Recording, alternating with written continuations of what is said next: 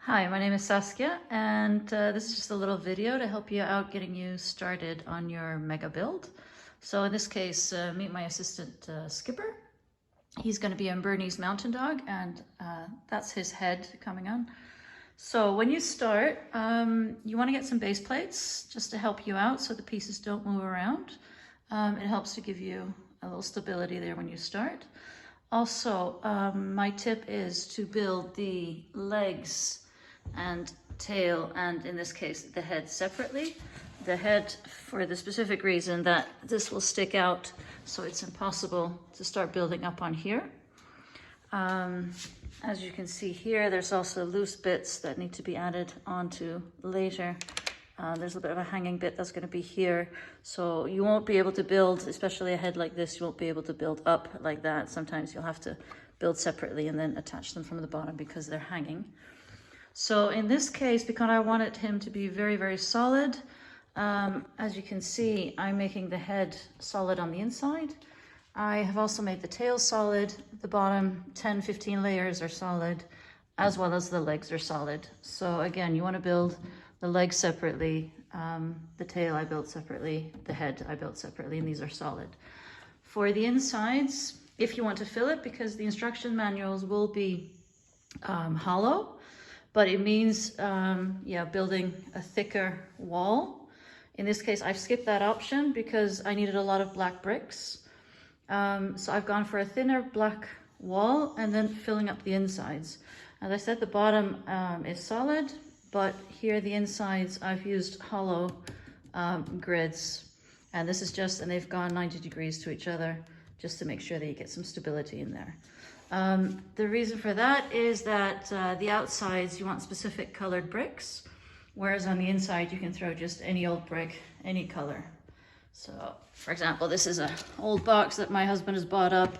So he's bought up several of these just to fill the insides with, because it doesn't really matter. So the one thing that you want to be careful of, though, is when you're filling up the inside, is you want to be careful of corners. So when you've got an area like this where you're coming in and you've got a corner there, you want to make sure that that's going to be the right color as well. Because if you come in and you don't, you're going to have little bits and pieces where you see color shining through. I'm trying to see, I messed up somewhere. Here we go. See, here's an example where I messed up. See? So there's a little corner there that'll show through. So if you know that you're coming in like that, you want to make sure that you've got sort of a row of two there to make sure that you don't see color shining through. Now in the case, for example, here, where the build is coming up straight, and you know you're not going to come in, you're fine just doing one layer of the right color and then having a colored layer. So just be careful when you're filling up that you keep an eye on those corners.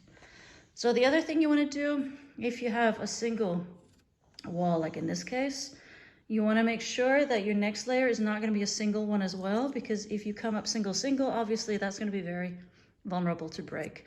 So what I've done then is make sure that you have a double one and just make sure that's a little bit solid as well. Now in this case, we've got, as you can see, this is coming outwards. So you want to make sure that you have some stability. So in this case, you've got your bottom bricks.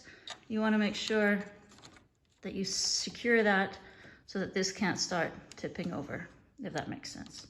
So just make sure that's nice and secure. And that's the reason for the 90 grid system as well. That way you keep everything nice and stable and in place. So for the base plates, when I feel that my build is steady enough, I flip it over and then you can peel off the base plates easily without taking any bits off. I tend to do the bottom sections, I do them with big bricks so that not a whole lot of tiny ones fall off, or can fall off if you ever were to move it or move it around. Now for the pieces that you need, so the manual, it's not like a classic build where you follow it brick by brick. As you can see, it's quite difficult to see what kind of brick is coming in. So this is really just an indication, but it's not something that you build by. So basically when you're building, what you'll find that you'll do is you'll be counting the outside studs, and just leave it up to you to see what kind of brick at that moment is the easiest to put in. So if it's a single line or a double, or whether you want to go in more. But basically you're going to be building by counting the outside bricks, and then you're going to be choosing what kind of brick is handiest to put in for your build at that moment. So that means when you're buying the bricks, you won't be buying these specific numbers, because a lot of bricks, for example, you'll already have. The smaller bricks are going to be cheaper and easier to get than the bigger bricks.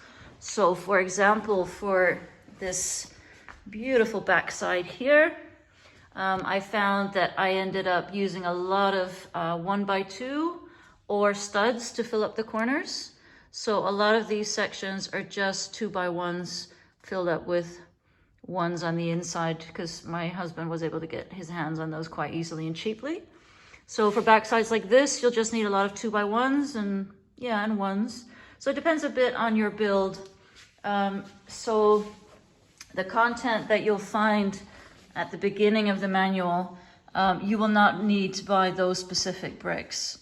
Again, the bigger the pieces, the more expensive they are. So if you can get away with buying just smaller bricks, for example, for the backside, then I would definitely recommend that, just to help you save costs. Now, the last thing that I want to recommend is when you're doing big builds like this is posture.